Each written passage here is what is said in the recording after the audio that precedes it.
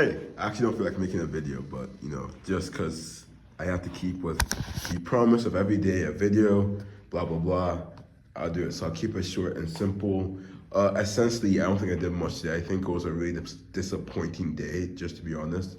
And I think I'll give more fleshed out thoughts on the election and the election as just like the whole. I won't say even the political state of the world, but I want to say like the world in general, like and just the culture of America, I guess.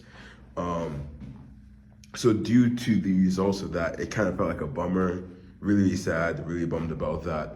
But what I was able to do, besides being unproductive for the whole day, I started working with so I got appointed to the Panther Leadership Summit board, which is just a board to plan out Panther a leadership summit, where that's happening next year, I believe in February and March. So I got appointed to that. I went to the first meeting today. Really cool stuff. It was really interesting just taking those skills and working on like all the still stuff I've grown, all the knowledge I've gotten in my time in leadership in various positions. I got to like take that and inform my views during the meeting. I think I've become more confident just in general, just like when I enter spaces. So even though I was unproductive, I was able to get a couple stuff done. So I did the Panther Leadership Summit, got to meet some amazing people. Honestly, I'm really grateful to Miss Gina, our former RD, because she was the reason I believe I got on the board. So it's a really cool thing they're doing. They help building leaders, which is what I largely want to do. Even with Southland, one of the goals for this year is not just to plan on stuff, but we want to have more involvement from the residents as a whole. So that really just involves really showing people that leadership is there in them. It's not just who's president, it's you as an individual, a leader, and it's to prove that to people so they can actually do the stuff they want to do and have an impact. So that's why I'm really excited about this Panther Leadership Summit.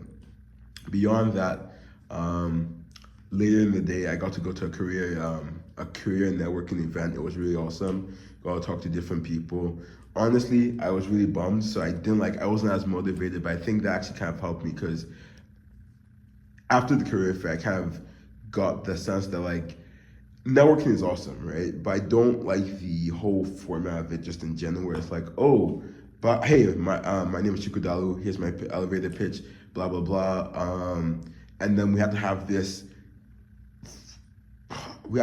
copy pasta conversation about, oh, what are you doing? Oh, blah, blah, blah. Like, it doesn't feel as interesting. I know if you do it really well, it could be awesome. So then my goal really when I went to the event wasn't really to just get a job. Because I already, like the companies I saw, they already applied. I know it's helpful to like get those contacts, but I just want to talk to people, I think. That was like my goal for the event. So I wasn't just talking to them to just get a job at the company. I was just talking to them to know more about the stuff they do and help inform the stuff I'm doing. So I know I talked to someone at Gecko Robotics.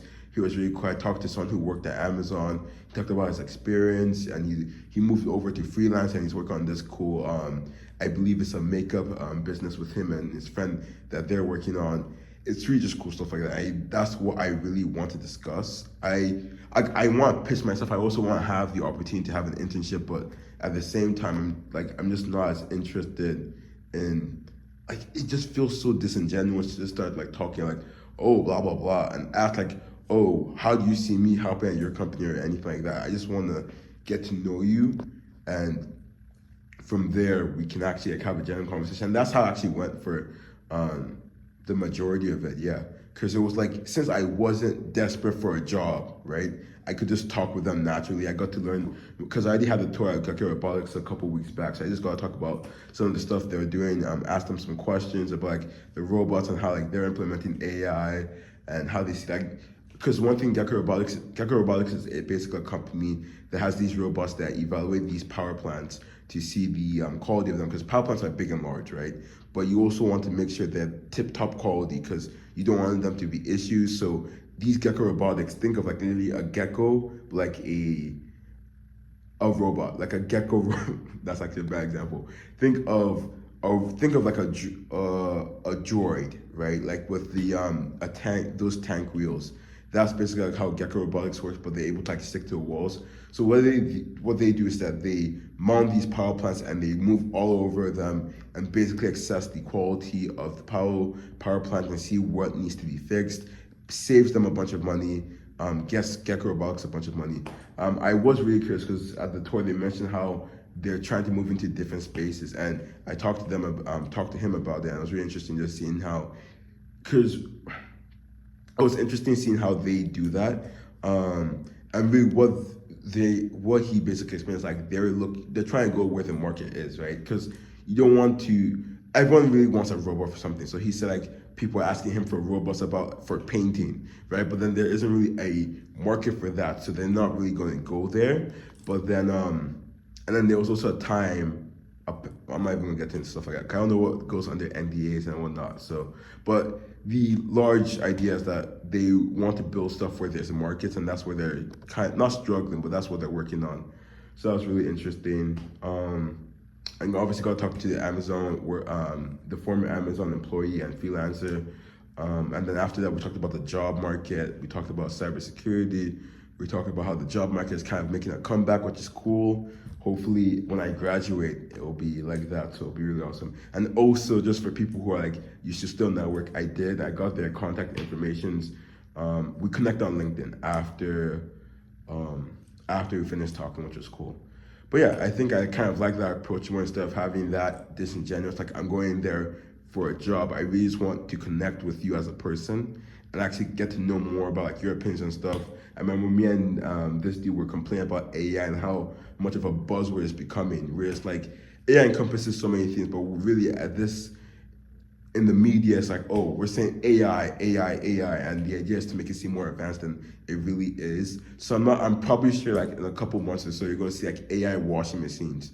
But in reality, it's not like you don't need AI for washing machines. You could probably do some cool stuff. Cause to be honest, you even have to implement AI to make it do cool stuff.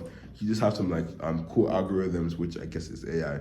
But you can have some cool algorithms that help analyze the data and kind of help you with the stuff you do. And now I'm saying that out loud, I think there's probably washing machines that do that, and they probably haven't marketed themselves as AI, but maybe they'll do that in the future. The point is AI is a buzzword and it's kind of becoming annoying because I really like AI, I still do. I just don't like how buzzy it's becoming. So yeah, but those were the stuff I did. It was cool. Still an overall bummy day. I do think there's hope to grab onto despite the results of the election, I guess.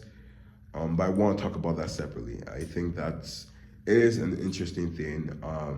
There is a dread that comes with stuff like that. Like it's not like a personal problem where you're having like a drama with someone, right? It feels like when stuff happens at this national level, there's this overlooming dread that just you feel a bit powerless against, and that sucks really. But I think just talking to people, like one thing you can really do is just talk to people and kind of share that dread and optimism and just different emotion. I think that kind of lightens the burden a bit. But that's all I have to say. I'm going to talk about more stuff in the next episode. So besides that, I have nothing else to say. So have a great day.